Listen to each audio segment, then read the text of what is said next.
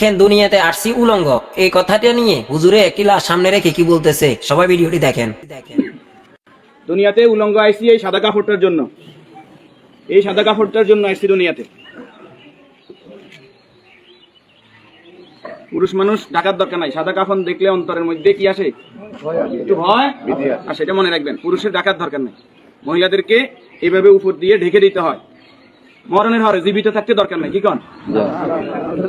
আমার মেয়ে, আমার স্ত্রী, আমার বোন, আমার মা বেপরদায় চলে, আমরা হইলাম দায়ুস। ওই পুরুষ দায়ুস যে তার স্ত্রী সন্তানকে পর্দা করায় না। আপনি থাকতে আপনার স্ত্রী কিভাবে ফেরিয়ালার সামনে যায় আলু ফ্রাইস কিনে? আপনি দেশে থাকতে, আপনি এলাকা থাকতে আপনার স্ত্রী কিভাবে মার্কেটিং করে যায়, এভাবে বাজার সদাই করে? আপনি পুরুষ কেন পর্দার ব্যাপারে সচেতন নয়? আপনার উপযুক্ত মেয়ে ওড়না ছাড়া ঘর থেকে বের হয় কিভাবে? আপনার মেয়ে, আমার মেয়ে কিভাবে পায়জামা টাকনুর উপরে পড়ে? আমার ছেলে কিভাবে পায়জামা টাকনুর নিচে পড়ে?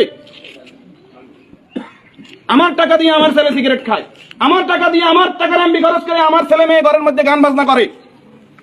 আপনি পুরুষ উদাসীন, আপনার খবর নাই। খোদার কসম, দায়ুস ওই পুরুষ যে পুরুষ তার পরিবারকে দিন শিক্ষা দেয় না, কোরআন শিক্ষা দেয় না, পর্দার কথা বলে না, আর দায়ুস জাহান্নামে যাবে। এই দুনিয়াতে আসছে সাদা কাপড়টার জন্য, শুধু এই সাদা কাপড়টা অ্যারেস্ট করার জন্য। কিন্তু এই সাদা কাপড়টাও নিজের টাকায় কিনা হয়, নিজের টাকায় কিনা হয় না, আত্মীয় স্বজন কেউ না কেউ। আমরা অনেক সময় শুনছি যে 3.5 হাতের মালিক ছাড়া আমি নয়। আমি নিজে 8-10টা কবর এইভাবে দিছি যে উনি যে জায়গা দেখাই গেছে এই জায়গা কবর দিন, আর জায়গা দিছি আমাদের বাড়িতে। কথা কি বুঝতে পারছেন? উনি যে জায়গা দেখাই গেছে ওই জায়গায় দিতে পারি নাই বিভিন্ন কারণে। ওই জায়গার মধ্যে হয়তো পুরান কবর পড়ছে, অথবা ওই জায়গার মধ্যে খাদ গর্ত বেশি, পানি হয়ে গেছে। তাহলে আমার শেষ জায়গাটাও আমার নির্দেশনা মতো হয় না, পরিবারে যারা আছে তাদের নির্দেশনা মতো হয়। যে রাসূলের সম্মানতা এত বেশি, সেই রাসূলের প্রতি দুরূদ ও সালাম সাল্লাল্লাহু আলাইহি ওয়াসাল্লাম। সম্মানিত উপস্থিতি, আল্লাহরই গোলাম চেহারাতে বলতেছে অবশ্যই নেককার পরেজগার ছিল। আল্লাহ তাআলা ওনার জীবনের গুনাহগুলো মাফ করে দেন, আমিন। যিনি নেক আমলগুলো করেছে, দান সাদাকা করেছে, এর বদলে কবর, হাসর, মিজান, ফুলসিরাত আল্লাহ কি করে দেখ, আমরা যারা জানাজায় উপস্থিত হয়েছে আল্লাহ আমাদেরকে মাফ করে দেখ। আল্লাহ তাআলা এই পরিবারকে ধৈর্য ধারণ করার তৌফিক দান করুন, আমিন। 40 জন জানাজাতে কাদেরকে উপস্থিত করাইবেন? আমাদের কত বলবো, বলতে আর বলতে মনে চায় না। সব জানেন কিন্তু আমল নাই। আপনি জানেন যে আত্মীয়তার সম্পর্ক নষ্টকারী জাহান্নামে যাবে, আপনি নিজেই সেই সম্পর্কটা বারবার নষ্ট করেন। আপনি জানেন যে আগে সালাম দিতে হবে, আপনি সালাম দেন না। আপনি জানেন যে নিজের জন্য যেটা ভালো মনে করি অপরের জন্য সেটা ভালো মনে না করলে আমি ইমানদার নয়। আপনি জানেন প্রতিবেশীর হক নষ্ট করলে ইমানদার নয়। কই নাই, সব শুধু জানি, আমল করি না। আমাদের মাঝ থেকে আমলটা দূরে সরে গেছে। এই নেককার গোলাম জানাজাতে নামাজি ফরেজগার লোক, শিরিক মুক্ত লোক, আপনার দৃষ্টিতে যিনি শিরিক মুক্ত, এরকম 40 জন লোক যদি দোয়া করে আল্লাহ তাআলা ওই দোয়া কি করে? 40 জন হাইবেন, হাইতেন না। উনি নামাজি ফরেজগার, উনি হয়তো আপনি মনে করেন যে মাজারের সেজদা দেন শুধু কবিরা গুনাহ, মাজারের সেজদা দেন বুঝি শিরক। শনিবার মঙ্গলবার কি শিরক না?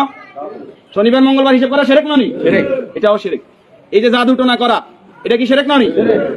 গণকের কাছে যাওয়া, বান্দর গনাইতে যায়, মানুষ গনাইতে যায়, চুরি করছে কে, আনা চাইতে যায়, এগুলো সবগুলো কি বড় শিরক? যেটা জনগণ সকল ক্ষমতার উৎস, ঠিক নয়? জনগণ সকল ক্ষমতার উৎস, সকল ক্ষমতার মালিক কে? তো যেই দল, যেই সংগঠন, যেই রাজনীতি আমাকে বলে জনগণ সকল ক্ষমতার উৎস, এই রাজনীতি করে কি শিরক না? এই জিনিসটা কেন বুঝিনি আমরা?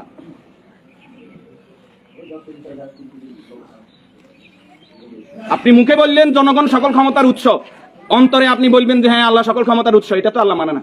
মুখে যেটা বলতে হবে অন্তরে এক থাকতে হবে। তাহলে সকল ক্ষমতার মালিক কে? আর যারা রাষ্ট্র ক্ষমতায় গিয়ে একজন মুমিন ইসলামী রাষ্ট্র ব্যবস্থার বাইরে যাওয়ার কোনো সুযোগ নাই। যদি আওয়ামী লীগ আবার তওবা ইস্তেগফার করি আই কয় যে আমরা আল্লাহর আইন অনুযায়ী রাষ্ট্র চালাইম, আমরা কইম আলহামদুলিল্লাহ। বিএনপি যদি কালকে বলে যে আমরা রাষ্ট্র চালাইম আল্লাহর আইন অনুযায়ী, কোরআনের আইন দিয়ে রাষ্ট্র চলবে, সৎ নামাজি ফরেজগার লোকরা চেয়ারম্যান মেম্বার হইব, তাকওয়া বানাইব, আমরা বিএনপির সাথে আছি, বিএনপিকে ভোট দেব। যদি জামাত ইসলামী বলে আমরা আল্লাহর আইন দিয়ে রাষ্ট্র চালাইব, কোরআন চালাইব, দেশ তাকওয়ার ভিত্তিতে চলবে, রাসূল যেভাবে চালাইবে আমরা তাদেরকে ভোট দেব। যদি চরমরাই বলে তাদেরকে ভোট দেব। আমাদের ব্যক্তিগত কারো কোনো আরশ নাই। আমরা এই জমিন আল্লাহর, এই জমিনে আইন চলবে কার? এবার যেই আসুক এই তকমানি আমরা তাদের সাথে আছি, রাজি আছেন? আল্লাহ তাআলা আমাদেরকে কবুল করুন। আপনাদের কাছে যদি এই ভিডিওটি ভালো লেগে থাকে একটি লাইক করে, ভিডিওটিতে একটি কমেন্ট করে ভিডিওটি শেয়ার করে দিবেন।